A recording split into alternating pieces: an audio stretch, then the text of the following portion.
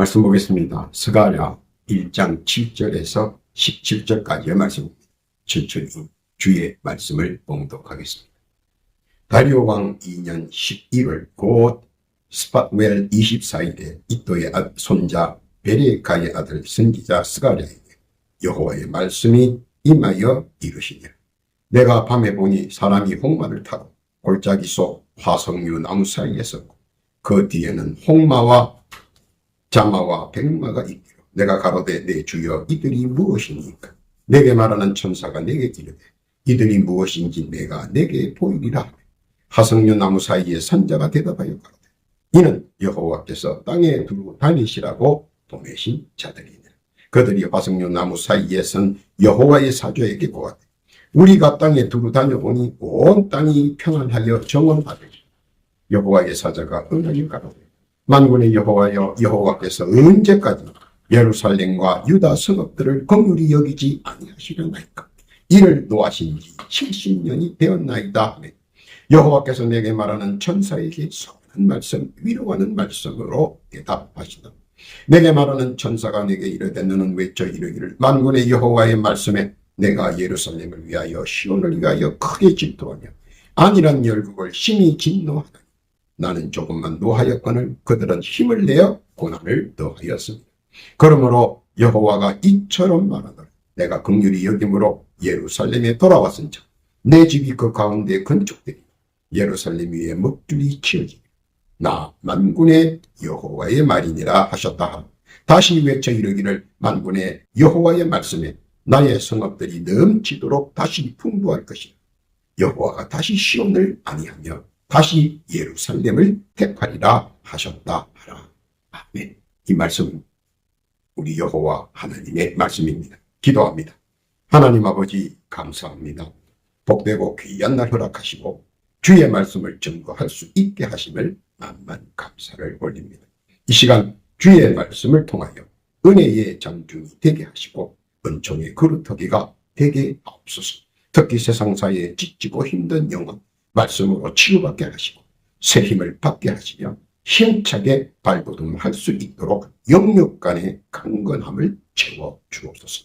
못된 사탄나기 귀신들의 모사가 일체 틈타지 않게 하시고 온전히 주의 뜻과 섭리와 영광만 나타내는 복의 장중 되게 하옵소서. 시종을 주께 의탁하오며 우리 구주 예수님의 이름으로 기도하옵나이다. 아멘. 할렐루야. 지난 한 주간 주 안에서 평안하셨습니까? 오늘 한 주간도 주 안에서 강건하시고 범사가 잘 되고 만사가 형통하시기를 우리 구주 예수님의 이름으로 축원합니다. 신앙을 지닌 신정은 거친 광야 같은 메마른 세상과 아비규환의 용호 상박 같은 처절한 생존 경쟁의 사이에서 살다 보면 자연히 자신도 모르게 신앙의 갈림길을 만납니다. 아무리 지키고 싶은 신앙이지만 세상 유전과 세상 풍습이 이를 그냥 두지 않기 때문입니다. 그러다 보니 고달픈 인생사에서 넘어가기 힘든 유혹들이 밀물과 썰물처럼 밀려오고 밀려날 때 자신도 모르게 조금씩 무너지는 신앙을 바라볼 수밖에 없는 실정이 되고 맙니다. 그러다 한순간 저만치 떠밀려나 버린 신앙생활에서 점차 거리가 멀어지고 이에 반비례하여 신앙과 담을 쌓는 생활이 이어져 내려옵니다. 바쁜 사회생활에 세상 풍습의 이골이나 점점 더 신앙과는 상관없는 나로 살아갑니다. 그리고 어느 날 혼미백산하여 정신 차리고 보니 신앙에서 이미 저만치 멀리 떠나 있는 자신을 발견합니다. 육신은 세상 사이에 파묻혀 갈피를 잡지 못하고 세상 사이에 따라가기 급급하지만 내 속에 자리를 잡고 있는 영은 이를 절대로 그냥 묵과할 수 없는 상태가 되어버립니다. 영역이 점차 자신을 잃어간다면 육신도 이에 비례하여 육신도 강건치 못하고 점차적으로 나락으로 떨어진다는 것입니다. 영과 육이 온전한 하나라는 것을 인식하지 못한 사람들은 이 경우에 무엇인가 불안하여 병원을 찾아가 건강검진을 하고 또 이상하다 해서 약도 먹고 또 기동약해서 별난 짓을 다 해보지만 뾰족한 수가 없는 실정입니다. 그러니 갑자기 불안해지고 초조해지고 답답해지며 누군가인가 쫓기는 기분이 듭니다. 또한 육신의 한 곳이 자신도 모르게 처진 채로 점차 영육 간의 불화로 인해 몰락의 길로 떨어지고 있다는 것입니다. 그래서 지친 일상에서 더더욱 지쳐버리게 됩니다. 혹시 병이 있나 걱정도 하고 육신에 질고가 생겼나 하고 걱정, 근심도 해봅니다. 그러나 모든 시작은 마음에서 시작된 것이고 이는 심령에 문제가 발생했다는 뜻이기도 합니다. 건강하게 할 치유 방법은 단 한 가지입니다. 이 방법, 저 방법, 이 약, 저 약, 별짓을 다 해도 건강하게 다시 본 모습으로 돌아가는 방법은 단 한 가지입니다. 그것은 말씀으로 다시 돌아가는 겁니다. 물론 여러 사연이 있어 말씀을 본의 아니게 떠난 사람도 있고 자의로 떠난 사람도 있습니다. 어쩌다 보니 또 그렇게 된 사람도 있습니다. 그러나 머뭇거리면 안 됩니다. 잘못되어 가는 것을 느끼면 즉시 깨닫고 다시 말씀으로 신앙인으로 돌아가야 한다는 것입니다. 자칫 머뭇거리다 정녕 피할 수 없는 외나무 다리를 건널 수 있기 때문입니다. 한번 외나무 다리를 잘못하면 다시는 돌아갈 수도 없는 처지가 되기 때문입니다. 그러므로 말씀을 떠난 사람들은 다시 정신을 차리고 신앙의 길로, 영의 길로 돌아오면 된다는 겁니다. 떠난 죄책감에 두려워 말고 가감하게 돌아가야겠다고 느끼는 순간 과감하게 뒤돌아서서 빨리 뛰어 돌아오라는 것입니다. 그러면 하나님께서 사랑하는 신자가 돌아옴을 보고 쌍수를 벌려 환영하겠고 그를 위하여 성대한 잔치도 베풀어 준다는 것입니다. 이를 가전 이유를 들어 거부하거나 손살에 치며 부정하거나 얼굴을 외로 꼬고 외면하거나 무시로 묵살하는 주의 종들은 우리 하나님께서 절대로 용서치 않겠다는 뜻도 오늘 본문의 말씀을 통해 분명히 말씀하셨습니다. 하나님께서는 스가랴 선지자를 통하여 신자에게 전달하실 이 부분에 하나님의 뜻과 섭리와 작정을 말씀으로 함께 소상히 밝혀주셨습니다. 그것은 신자의 생활상을 직시하고 주목하신다는 것입니다. 내가 어디에 거처하고 있든 어디에 있든 환경 속에서 어떻게 하나님을 경배하는가를 살펴보신다는 것입니다. 생활하고 있는 처지 속에서 어떻게 하나님을 찬송하는가를 살펴보신다는 것입니다. 기거하는 모습 속에서 어떻게 하나님을 찬양하는가를 살펴보시겠다. 왜냐하면 어떤 사람들은 자기 형편의 핑계를 대며 신자의 도리를 묵살하는가 우리 하나님께서는 직시하겠다는 것입니다. 어떤 사람들은 자신의 처지에 핑계를 대며 신자의 윤리를 외면하는 것 우리 하나님께서는 주목하시겠다는 것입니다. 또 어떤 이들은 자신의 모습 속에서 이런저런 핑계를 대며 신자의 도덕을 뭉개는 것은 아닌가 우리 하나님께서는 주시하신다는 것입니다. 그러므로 우리의 형편과 처지와 모습 속에서 결코 핑계의 근원을 만들거나 조작해서는 안 된다는 것입니다. 욥기서 5장 19절 이하에 보면 6가지 환난에서 너를 구원하시며 7가지 환난이라도 그 재앙이 내게 미치지 않게 하시며 기근 때의 죽음에서 전쟁 때의 칼 권세에서 너를 구속하신다고 분명히 말씀하셨기 때문에 형편과 처지와 모습을 가지고 하나님 앞에 핑계댈 수 없다는 뜻을 분명히 하셨습니다. 왜냐하면 하나님의 말씀에 분명한 언약이심을 믿고 구하는 것은 다 이룰 수 있기 때문입니다. 또한 하나님께서는 자기를 믿고 의지하는 성도들에게 긍휼을 베풀기 위하여 선지자 스가랴를 통해 다음과 같이 말씀하셨습니다. 하나님께서 소유한 모든 고난을 사용하여 성도들의 일거수 일투족을 면밀히 관찰하신다는 것입니다. 여기서 9장 11절 이하에 보면 이렇게 말합니다. 그가 내 앞으로 지나시나 내가 보지 못하며 그가 내 앞에서 나아가시나 내가 깨닫지 못하는. 그러면 주께서는 무엇을 통해 관찰하시려는 것인가 하는 것입니다. 첫째로 청기를 통해 신자의 신앙심을 관찰하시겠다는 것입니다. 스가랴 1장 8절과 스가랴 6장 1절 이하에 보면 하나님께서는 청기를 통해 신자들을 주시하겠다는 것입니다. 그것은 바람이라는 담금질을 통해 신앙의 분량의 정도를 측량하시고 지켜주신다는 것입니다. 산들바람의 훈풍을 통해 심령과 이마의 땅을 시원하게 씻어준다는 것입니다. 강한 바람의 역풍을 통해 마음 졸인 대적들의 올무와 괴락을 모두 제거해 주신다는 것입니다. 회리 바람의 고난을 통해 각종 압박과 협박하는 좌우 세력을 물리치고 결과를 이루게 해 주신다는 것입니다. 폭풍 속에 난파하는 생고생의 어려움과 난관을 통해 하나님의 뜻과 섭리 그리고 영광을 나타낼 수 있도록 함께 이루어 주신다는 것입니다. 자수성가의 본능을 보여주신다는 것입니다. 또 하나님께서는 신자에게 묻혀있는 신앙심의 분량을 측정하시고 합당한 조치를 하신다는 것입니다. 무의식 중에 쏟아져 나오는 비명과 한숨 섞인 일관 속에서 말입니다. 오늘도 깨달아야 하는 것은 만군의 여호와 하나님께서 나를 면밀히 지켜보고 계시다는 사실만 홍마와 백마와 자마를 통해서 말입니다. 무슨 뜻인지 믿고 깨닫기를 바랍니다. 둘째는 천재 지변을 통해 신자의 신앙심을 관찰하시겠다는 것입니다. 스가랴 1장 18절 이하에 보면 넷불이 보인다고 했습니다. 이 넷불은 파괴하는 넷불로 동서남북을 휘젓고 다니며 지진과 쓰나미로 천재지변으로 신자들의 신앙과 믿음을 관찰하시겠다는 것입니다. 지표의 움직임을 통해 신앙심의 무게를 측정하시고 세찬 물결의 움직임으로 믿음의 순전을 주목하시겠다는 것입니다.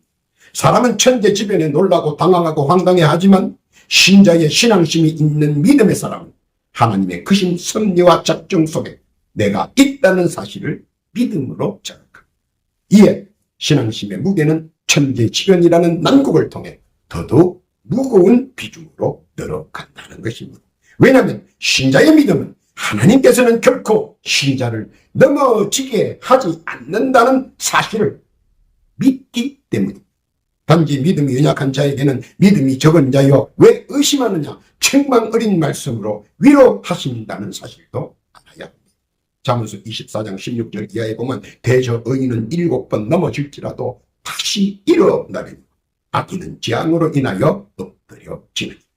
믿음의 무게가 낮아지면 각종 의심과 의혹이 구름대처럼 밀려오기 때문입니다. 그러나 담대히 말씀을 믿고 의지한다면 자신의 신앙의 무게는 태산만큼 될 수 있다는 것입니다. 혹 넘어져도 다시 일으키시는 분이시기 때문입니다. 그 어떤 경우에도 믿음을 포기하지 마십시오. 면밀하게 살피시는 여호와 하나님께서 언제나 나를 관찰하고 있다는 사실을 말합니다. 나와 함께 하기를 원한다는 사실도 말입니다. 무슨 뜻인지 믿고 깨닫기를 바랍니다. 세 번째로 믿음의 기준치를 정해주셨다는 것입니다. 스가랴 2장 1절 이하에 보면 청량줄로 모든 신자들의 신앙과 믿음의 부피를 정확하게 재어서 분명한 응답과 응군의 여지를 주시겠다는 것입니다. 설렁설렁 얼렁뚱땅 넘어가는 것이 아니라 청량줄로 신앙의 부피를 한치의 어긋남 없이 모두 정확히 재어 기재하시겠다는 것입니다. 스가랴 3장 9절 이하에 보면 청량줄은 모든 일정한 지역에 표적을 세워 그 세워진 표적에는 7개의 눈들이 있어 사방팔방 시시각각 졸지도 주무시지도 않으시고 나의 모든 생활과 삶을 예의주시하고 있다는 것입니다. 그리고 이 청량줄의 기본은 우리가 더러운 옷을 입을 것인가 아니면 아름다운 옷을 입을 것인가도 구분해 준다는 사실입니다. 이 사실을 우리는 명심해야 됩니다. 이는 청량이 시작되면 외모와 외관부터 다르게 대접한다는 것입니다. 외모뿐만 아니라 외관부터 다름에서 출발하는 사실 분명히 인식시켜 주는 것입니다. 이는 대단히 중요한 겁니다. 왜냐하면 시각적으로 이미 분명히 확실하게 나기 때문입니다. 더러운 옷 입은 사람이 아름다운 옷 입은 사람들 틈에 끼일 수는 없는 것입니다. 예수님께서도 이를 적극적으로 인용해 말씀해 주셨습니다. 마태복음 18장 8절 이하에 보면 만일 내 손이나 내 발이 너를 범죄케 하거든 찍어내버리라. 불구저나 절뚝발이로 영생에 들어가는 것이 두 손과 두 발을 가지고 영원한 물에 던지우는 것보다 낫다. 만일 내 눈이 너를 범죄케 빼어내버리라. 한 눈으로 영생에 들어가는 것이 두 눈을 가지고 지옥불에 던지우는 것보다 나으니. 영의 사람인 신자들은 첫 보면 누구라도 알 수 있기 때문에 더러운 옷 입은 자들과 망가진 몸매를 가진 자들과는 판이하게 다르기 때문에 청량주를 통해서 세워진 7개 여호와의 눈이 모든 것을 청량하고 선별한다는 것입니다. 상급과 등급을 말입니다. 스가랴 3장 10절에 있는 포도나무 아래와 무화과 나무 아래로 말입니다. 신앙이 굳건히 지킨 신자들과 믿음을 굳세게 붙들고 준행한 신자들을 말입니다. 세상의 굴레에서도 조금도 흔들림 없는 신앙생활과 믿음생활을 한 신자들, 우리 하나님께서는 청량줄로 재워주십니다. 청량줄에 의해 신앙과 믿음의 부피가 선별된 신자들, 우리 하나님께서는 특별한 긍휼로 응분과 응원을 힘껏 부추겨 주신다는 것입니다. 물속에서 허우적대던 베드로를 건지신 주님처럼 말입니다. 그물을 내리라 하시고 더하여 안전한 폭우로 인도해 주신다는 것입니다. 주의 사랑의 청량줄의 의미, 무슨 뜻인지 깨닫기를 바랍니다. 네 번째로 신앙 순결의 척도를 정해 주신다는 것입니다. 그 결정은 영적 장소인 교회에서 결정해 준다고 하셨습니다. 바로 영적 교회의 지성소에서 말입니다. 스가랴 4장 2절에 보면 지성소에 들어가면 순금 등대가 있고 그 앞에 서면 등대가 불을 환하게 밝히고 완전히 나를 드러나게 합니다.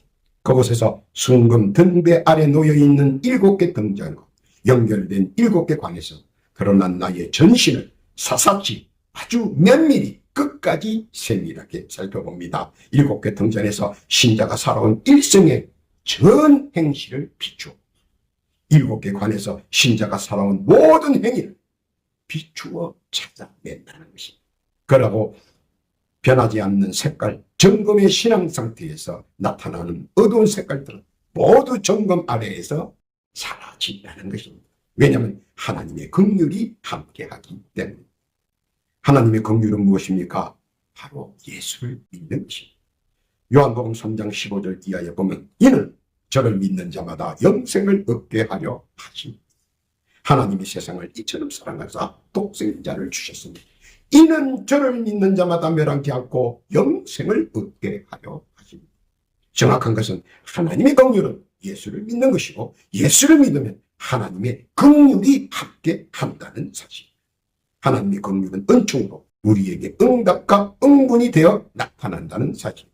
그래서 조그마한 어떤가 오명이 있어도 예수 믿음으로 죄사함을 받는다는 것입니다. 그래서 순금 등대에서 비침을 받고 천국문 아래 나와 감람나무 그늘 아래서 쉬게 한다는 것입니다. 스가랴 4장 6절 이하에 보면 이를 순금 등대를 통해 다 관찰하셨다는 것입니다. 신앙의 순결은 예수를 믿는 것이며 예수를 믿고 준행할 때 하나님께서는 우리에게 허락하신 것, 은혜와 은총이라는 것입니다. 그리고 누구라도 독생자 예수 그리스도를 믿고 나아가면 하나님께서는 이를 주목하시고 말씀에 기록된 은총 시마다 때마다 시시각각으로 함께 하신다는 것입니다. 무슨 뜻인지 말씀을 믿고 깨닫기를 바랍니다.